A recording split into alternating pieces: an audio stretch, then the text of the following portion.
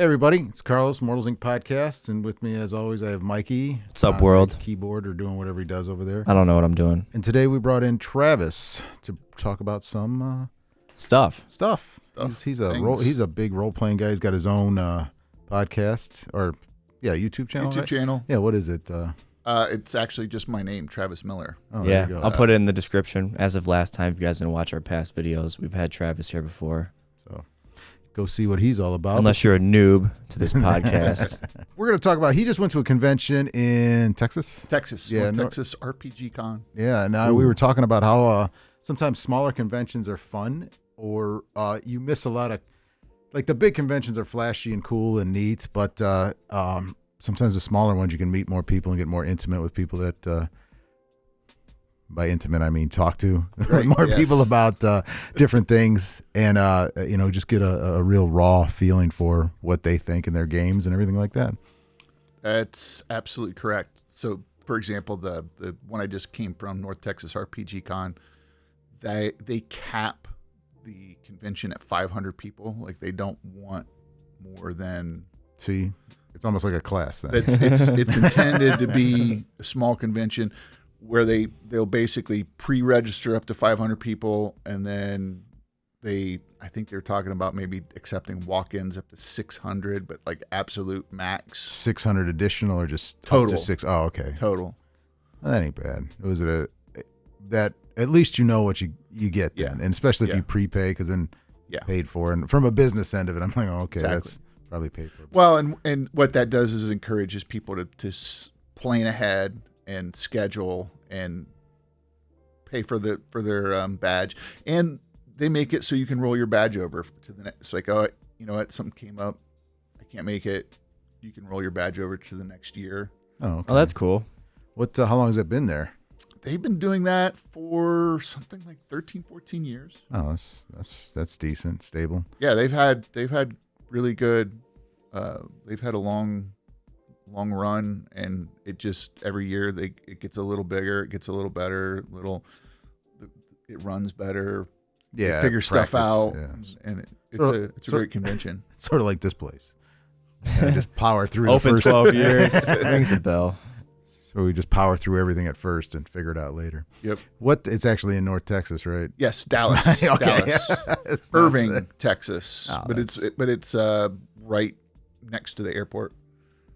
So you get up. It's great. So you get off the airplane, call the hotel, and they send a shuttle out to pick you up, and there you are. See, that's part of the conventions, and I'm gonna go up. But I hate going to conventions. I don't mean to be uppity, but I hate going to a convention and then having to park like Gen Con or something. You park 17 blocks away, and then you got to.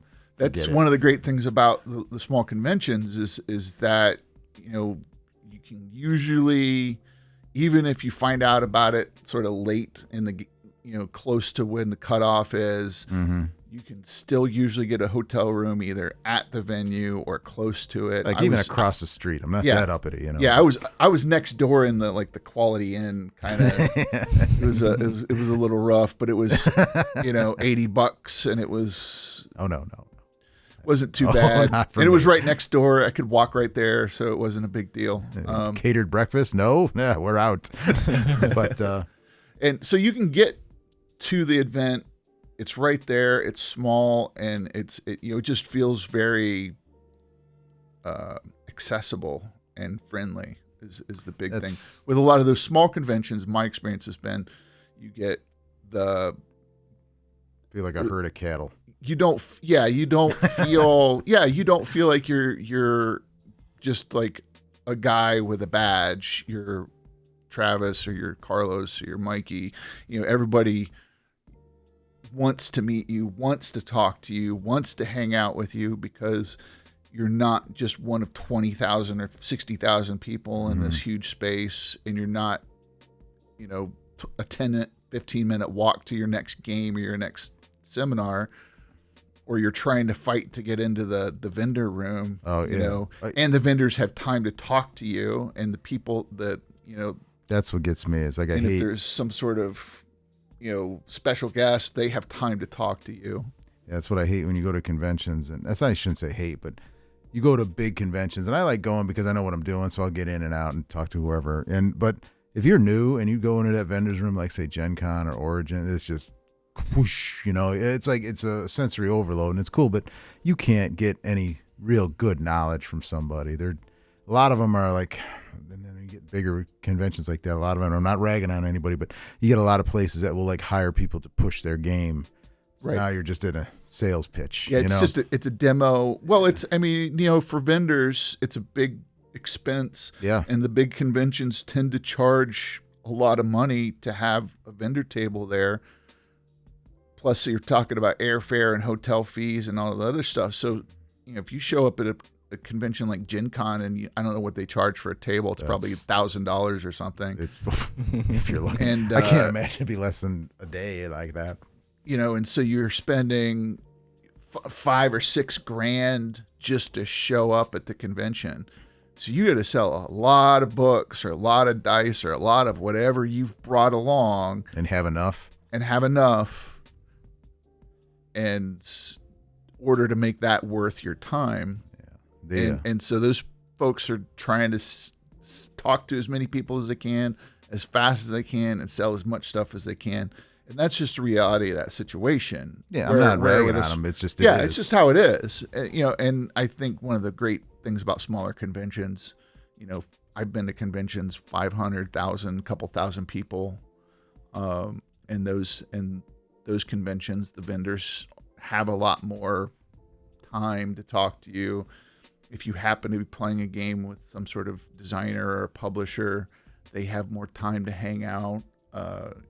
And they're accessible, because you're sitting at the bar and I had great conversations with, 3 or 4 or 5 game designers that I really admire at North Texas. And we just, had a couple cocktails and to be able to I don't want to say pick their brain, but at least just hear them and see what their thought process or what they're going up through or, just anything, just to have a normal conversation that isn't like pre-scripted or made on the back of a book, and but so who was there that you really wanted to see at North Texas? Or I would say, boy, there's so many great people that were at that convention that I got to talk to, but probably the main one, well, I'll just throw out a couple of the ones I spent probably the most time talking to. James Radji IV from Lamentations of the Flame Princess, who's one of the favorites here at Immortals Inc. Carlos's favorite. I was gonna say Carlos's favorite because it's just so crazy. But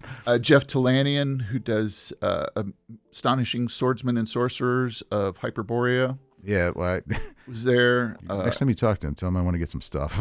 Yeah. Let's see, who else?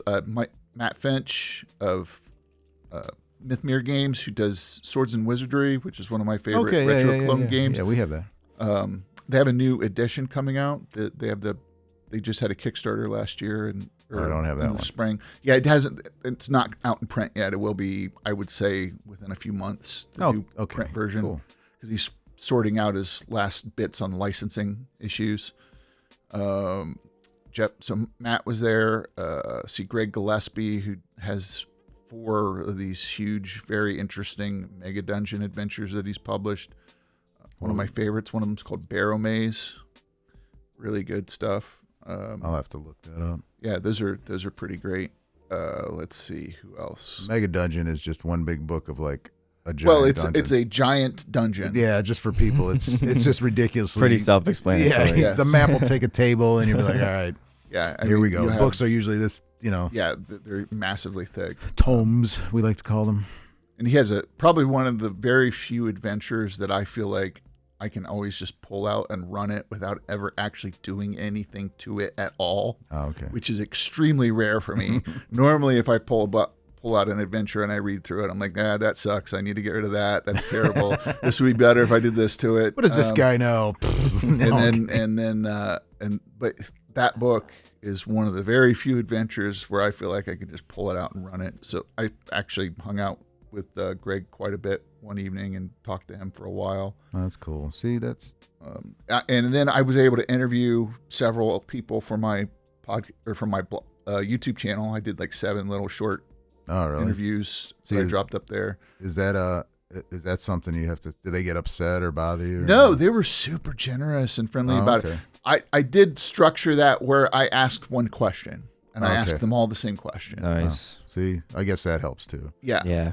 So the whole thing took them 5-10 minutes. I just turned on the camera, asked the question, And it they promote- responded. It promotes. And then they them. and I linked back to all their stuff. So that was cool. But they were all, all those game designers and publishers, they are there in part to sell their stuff. So Yeah. they're happy to talk to you about their stuff. I hate, they're proud of their stuff. They want it.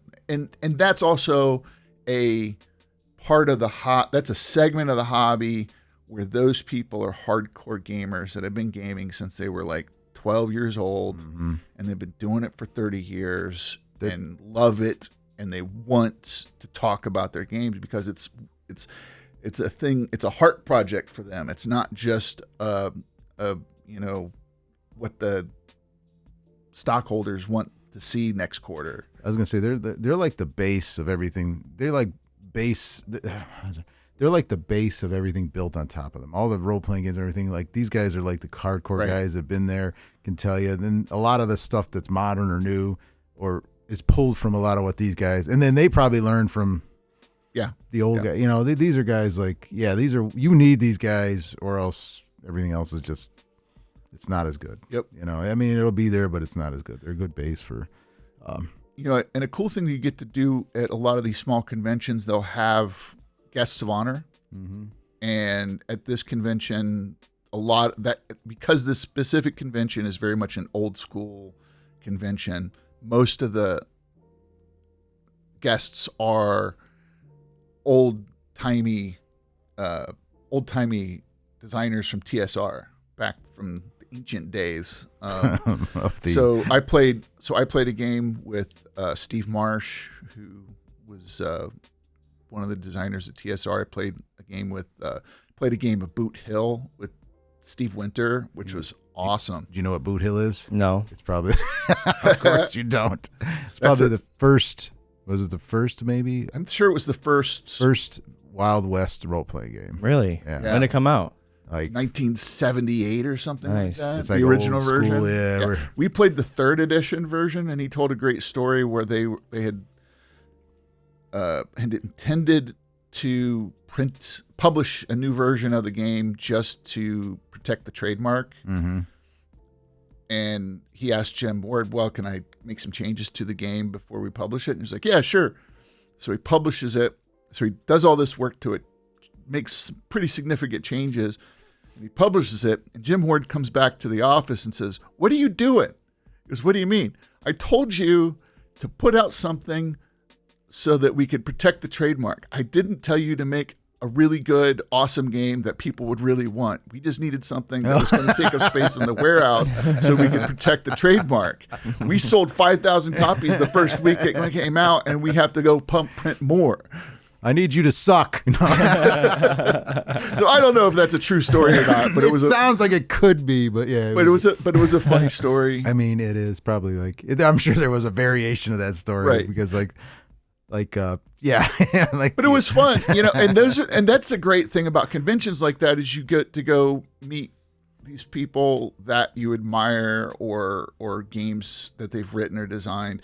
And it's, and maybe it's not necessarily a TSR guy, or maybe it's somebody who did a Savage Worlds game or did something, I played a recent version of Top Secret That's what you told me I wanted to hear. with Merle yeah, Rasmussen. And that was really fun. Top Secret was right. I played the Solarian Games version, which is the current version. It's actually in print, and lots of fun. And it was sort of had this very James Bond kind of feel to it. I And literally grew up. It was a good time. Top Secret was always my favorite. I grew literally my whole life is based on the future of my life, and what I based my life on is like James Bond and Mad Max. So it's like, all right, what can I do with this, and how can I make a living? So What a combo. I know, right? Okay, let's go. But yeah, Top Secret. I was like, oh my god, I should hit. I wouldn't mind looking because I have, obviously I collect, but I have that and all the books that go with it and everything like that. So it's just something from the. And that's a really super simple game system. It's just a sort of a die chain, kind of like Savage Worlds works, where you just Oh, they change it. It's a whole new dice system. It doesn't matter. We'll figure it out. Yeah. But yeah, and the guys who run that, I played games with them at a convention in Total Confusion in Massachusetts years ago, which is a great convention if you're out east. Really fantastic little game convention. But those guys are from East Coast that run that company, and so they go to that convention. Oh, that's cool. Well, overall, would you say that, I mean, those are based on what you just heard, Mikey? Would you go to a small convention? No, I feel like it's definitely more intimate in the sense that you get to actually sit there with these creators and, you know, not feel like you're pressuring them by talking to them or, you know, nagging on them by just sitting there and taking up their time. It's more so like a connection, and you get to inspire off of them too. And I definitely feel like we should go to a small convention too. It's gonna be something cool. I've never been to one. Never been to a convention, so. Terrible. Terrible. Sorry, everybody. Sorry.